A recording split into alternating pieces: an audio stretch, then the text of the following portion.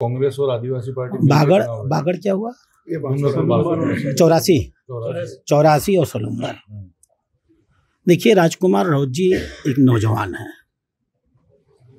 राजकुमार राउत जी ने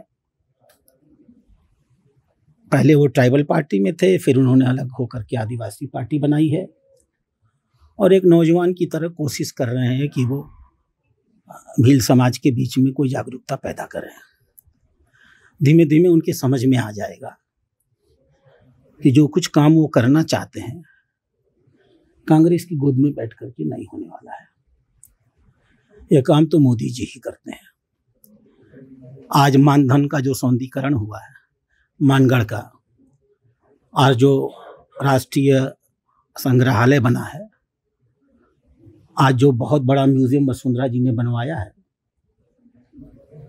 आज जो गोविंद गुरु के बारे में माननीय मोदी जी ने उनके सम्मान को स्थापित किया है, आज जो द्रौपदी मुर्मू जी को उन्होंने देश का राष्ट्रपति बनाया है, आदिवासी समाज इस बात को भली भांति जानता है, जिसमें भील भी आते हैं, कि आज़ादी के 75 सालों में अगर उनके समाज को किसी ने वास्तव में राजनीतिक रूप से, आर्थिक रूप से और सामाजिक रूप से सशक्तिकृत किया है तो वो मोदी जी हैं। मुझे विश्वास है कि आज नहीं कल राजकुमार राउत जी के समझ में ये बात आएगी। आप चाहते हैं कि आपके साथ आए वो? मैंने ऐसी कोई चाहत नहीं व्यक्त की। जिस तरह से भाजपा के जो प्रदेश प्रभारी हैं उन्होंने राधा मोहन जी ने जो स्टेटमेंट दिया है, पहले तो मैं बताना चाहूंगा कि उनका जो स्टेटमेंट है, उन्होंने कहा है कि राजकुमार राउत और भारत आदिवासी पार्टी यहाँ के आदिवासियों के हक अधिकार को लेके और यहाँ के गोविंद गुरु महाराज संत सूरदास महाराज के जो उद्देश्य है उनको लेके काम कर रही है। तो उन्होंने ये स्वीकार किया कि भाजपा के नेता यहाँ के आदिवासियों के जो समस्या है, हक अधिकार है, उनको लेके भाजपा के नेताओं ने काम नहीं किया। ये काम भारत आदिवासी पार्टी और राजकुमार राउत कर रहा है, ये इनका स्वीकार किया उन्होंने ये भी स्वीकार किया कि राजकुमार राउत और ये पर लोग ये इनके साथ मतलब कांग्रेस के साथ मिलके नहीं कर सकते, भाजपा के साथ आके कर सकते हैं। तो उन्होंने ये भी स्वीकार किया कि भाजपा के यहाँ के वर्तमान जो लीडरशिप है वो आदिवासियों के हक अधिकार को लेके काम नहीं कर रही है, राजकुमार राउत कर रहा है और वो हमारे साथ मिलके आके कर सकता है। उन्होंने ये स्वीकार किया, मतलब बेहतर कर सकता है। तो इनका जो कहने का अर्थ था, मैं इनको धन्यवाद देना चाहूंगा कि कम से कम से भाजपा के जो प्रदेश प्रभारी है उन्होंने वास्तविकता को स्वीकार किया कि भारत आदिवासी पार्टी और राजकुमार राउत इस क्षेत्र के डेवलप को लेके, इस क्षेत्र के हक अधिकार को लेके, आदिवासियों की लीडरशिप को लेके लड़ रहे हैं। ये स्वीकार किया, इसके लिए उनको धन्यवाद देना चाहूंगा। साथ ही रही बात कि भाजपा के साथ मिलके या कांग्रेस के साथ मिलके, इस बयान के आधार पे उन्होंने भी कहा और मेरा भी कहना है कि साथ मिलने या जाने की कोई बात नहीं है, उसका कोई औचित्य भी नहीं है।